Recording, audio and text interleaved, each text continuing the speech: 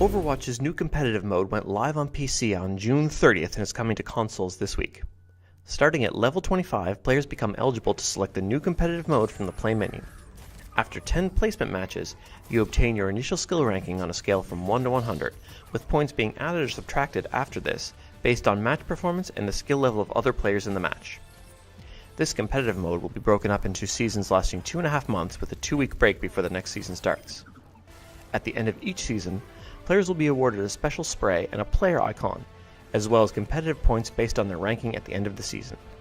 These points can be exchanged for cosmetic golden weapons for your heroes. You can find out more information about this mode at playoverwatch.com.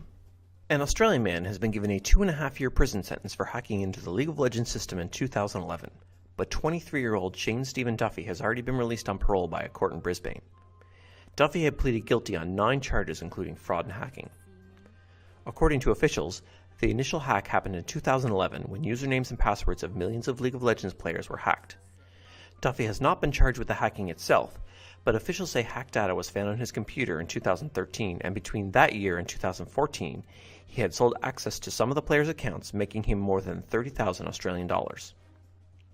Prosecutors have also alleged that Duffy had used the player data to advance in the rankings of League of Legends. He was also charged in hacking of the Twitter account of the president of Riot Games, which is the developer of League of Legends, and sending, quote, threatening emails. Prosecutors say these actions caused significant loss to Riot Games in terms of cost incurred by upgrading security and loss of goodwill. Duffy has been diagnosed with autism, and his lawyer has argued because of his condition, he was unable to comprehend the consequences of his actions. The judge said that Duffy had no criminal history and has taken steps towards reducing his risk of reoffending. Fans of competitive fighting games and Street Fighter V will have a new avenue to watch coverage of the top-tier fighters around the world. This week, ESPN announced they would be streaming the Street Fighter V World Championship from the EVO 2016 finals live on ESPN2, as well as its streaming service, Watch ESPN. Coverage starts on Sunday, July 17th at 10 p.m. Eastern Time. Over the past few years, ESPN has become increasingly interested in eSports and has aired coverage of Dota 2's International and Heroes of the Storm's Heroes of the Dorm tournament. EVO 2016 runs from July 15th to 17th, with the first 2 days being held at the Las Vegas Convention Center and the final day taking place at the Mandalay Bay Event Center. This year's EVO looks to be the largest ever, with over 14,000 registered fighters, with 5,000 of those being Street Fighter V players.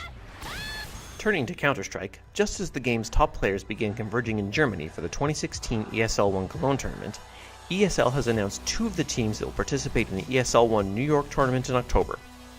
ESL One says invitations have been sent to G2 eSports and SK Gaming teams, which was previously known as Luminosity Games.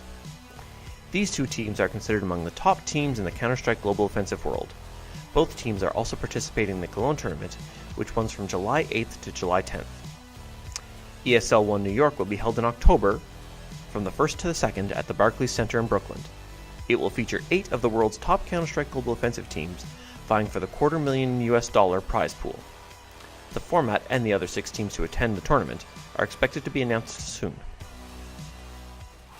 The latest update for Counter-Strike Go, which included some sound effect updates for some of the weapons, also included a new sound that has made some more hardcore players quite unhappy.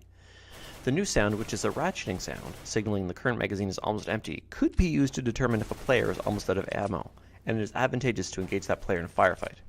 According to some players, this lowers the skill ceiling of the game by no longer rewarding players who are able to keep track of the number of bullets an enemy has fired.